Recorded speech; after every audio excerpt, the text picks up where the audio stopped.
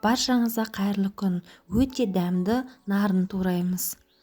Ең алдымен жылқы етін жақсылап жуып тазалап аламыз. Сіздерге жылқының етін пайдалануға кеңес берем, себебі жылқы етінің өте ерекше дәмі болады, солысымен дәмді болады. Қазымызды жақсылап жіппен орап, инемен тесіп шығамыз, себебі қайнаған кезде қазымыз жарылып кетуі мүмкін. Жақсылап жуылған жылқы етін су құйып, кастрюлькеге салып қайнатамыз. Қайнаған соң міндетті түрде көбігін алып тастаймыз.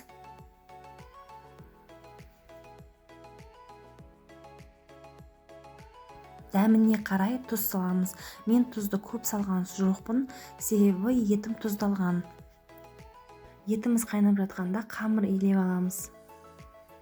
Ыдысымызға жұмыртқа мен тұзымызды салып, жақсылап араластырамыз.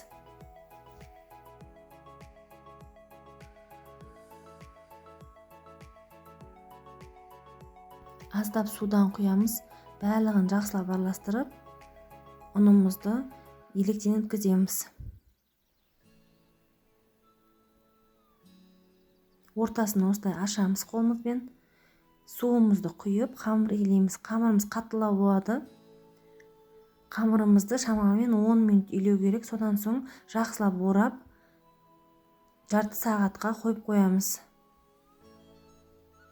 Ию қану керек. Содан соң жайып шығамыз. Жарты сағат уақытымыз өтті. Қамырымызды алып, қайтарып, тағы да илейміз. 10 минуттай ию қанып тұрады. Содан соң қамырымызға ұн себе отырып, жаямыз.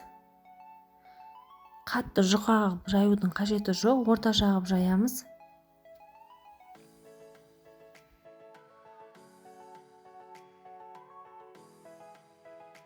Қамырымызды жайып болған соң оқтайға ораймыз. Сонан соң ортасынан осылай кесеміз және ыңғайлы бөліктерге бөліп аламыз.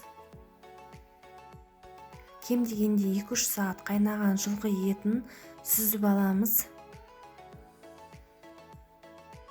Етіміздің барлығын сүзіп алған соң тұнық сорпамыздан аздап алып қаламыз.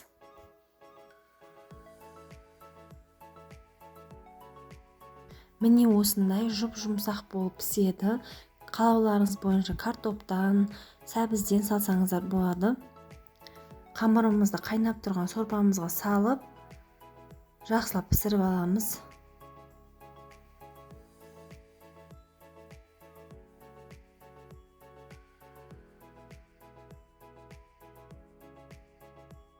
Сорпамыз ақ көбік болып қайнаған соң, тағы да 5 минут қайнатамыз. Сонан соң қамырымызды су құйып сүзіп аламыз.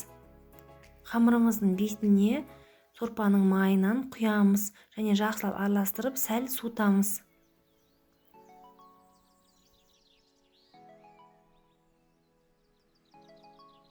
Сәл суыған қамырымызды осылай орап аламыз. Сонан соң жіңішкелеп тураймыз. Етімізді де тура солай жіңішкелеп турап шығамыз.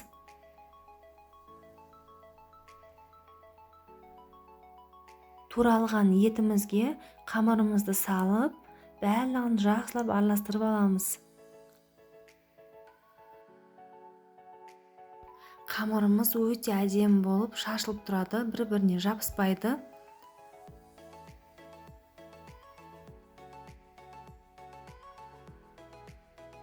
Өте дәмді әрі тойымды нарынымыз дайын болды.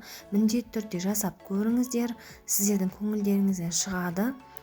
Маралмен бірге болғандарыңызға рахмет. Егер видеоны лайк басып, пікір қалдыруды ұмытпаңыздар.